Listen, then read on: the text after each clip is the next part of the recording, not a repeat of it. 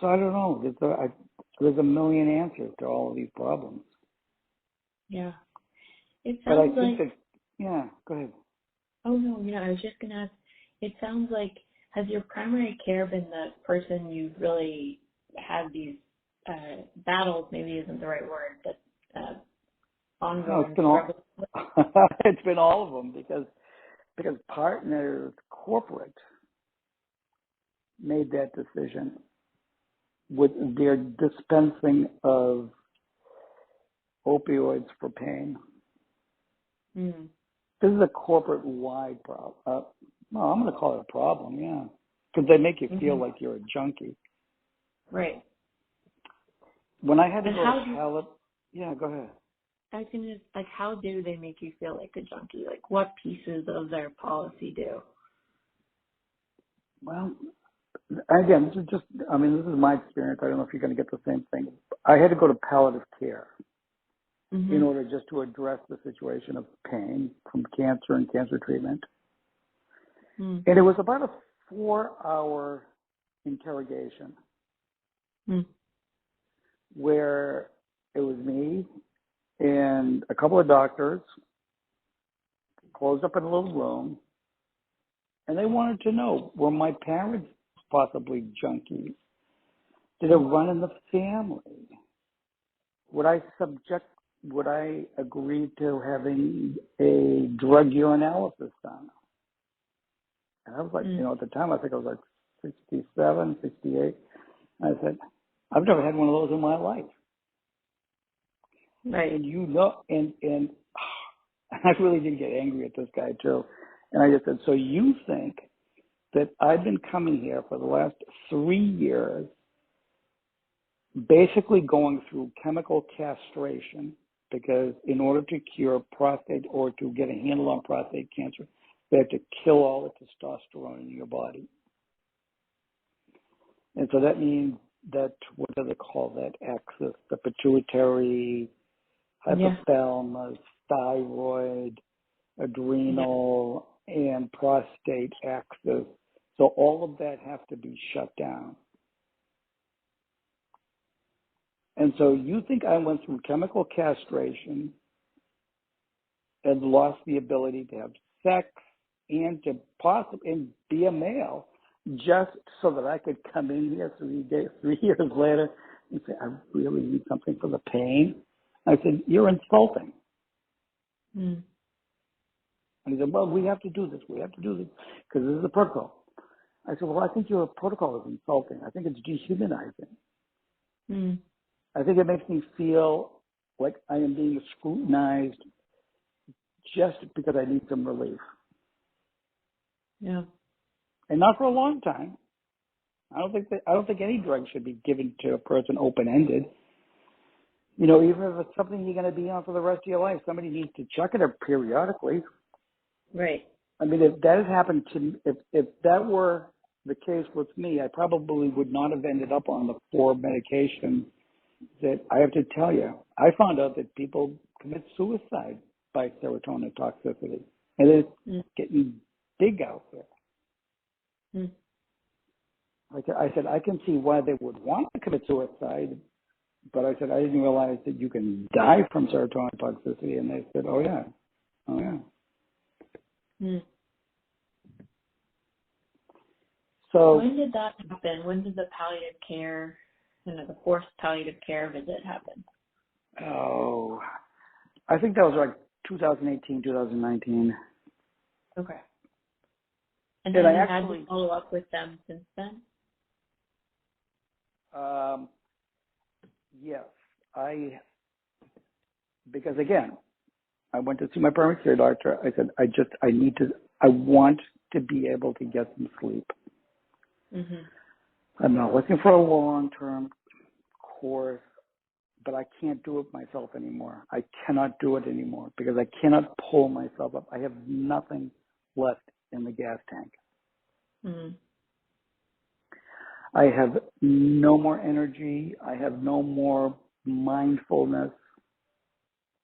And I've been doing it for such a long time, Catherine, that to me, it's just like breathing and eating. Mm. Everything in my life revolves around You know, when you think mindfully, you think things differently. Mm. And I said at 2, 3 o'clock, whenever the pain, just excruciating pain, just sort of just wrenches me awake, I said, that is not the time to start doing alternative things, because that's the prophylactic way of doing it. Mm.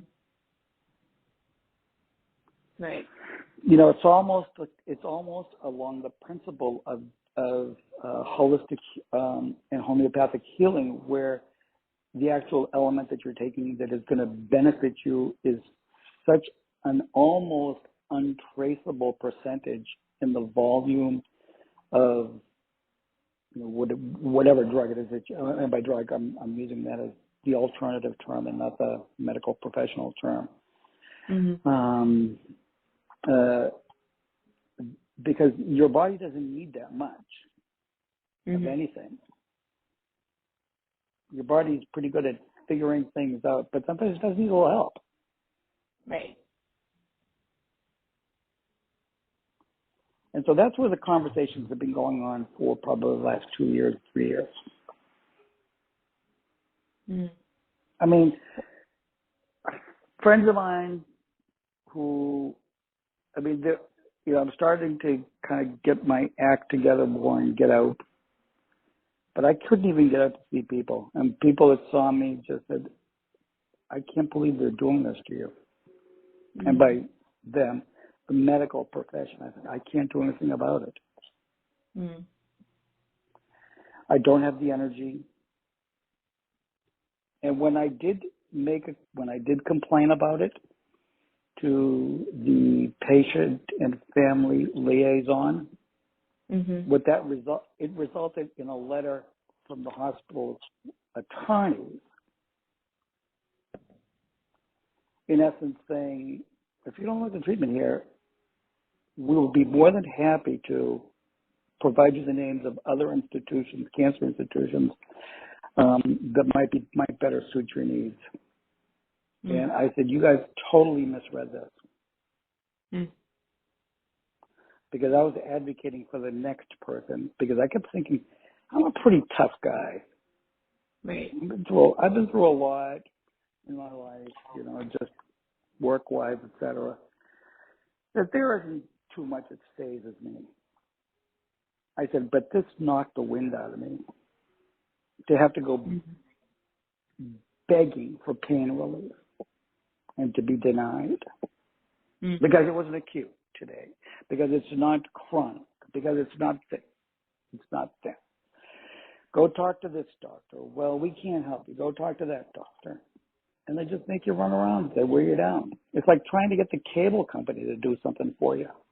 Mm-hmm. You know, they'll wear you down until you finally say, oh, I can't deal with it anymore. Mm. I'll call back in a week and see if I can get Mm-hmm. somebody to. And before you know it, you're not calling anybody. You're Mm. just living with the crappy service that they provide. Yeah. So there. And has your experience of pain treatment, particularly over the past, 3-4 years, has it been in these kind of one-off, short-term opioid prescriptions? Would that be fair characterization? Yeah, if you can get it, that's it. Okay. You know, after surgery, you'll probably get a couple of days worth. Mhm. And they will never give you more than a week's worth. A week's Mhm. worth, so of 5 milligrams. And I don't think back in the day of early opioids, I don't think 5 milligrams even existed. Mhm. Hmm. I can't remember now, but I know. I mean, you know, there were. I'd have to look it up on Wikipedia, the kind of the Mm. whole history of that. But Yeah, I don't know you, actually. yeah, you never got a 5 milligram. It was like nobody would even waste their time giving you a 5 milligram. Right. And did you feel like the approach to your pain changed when you had a cancer diagnosis? In what respect?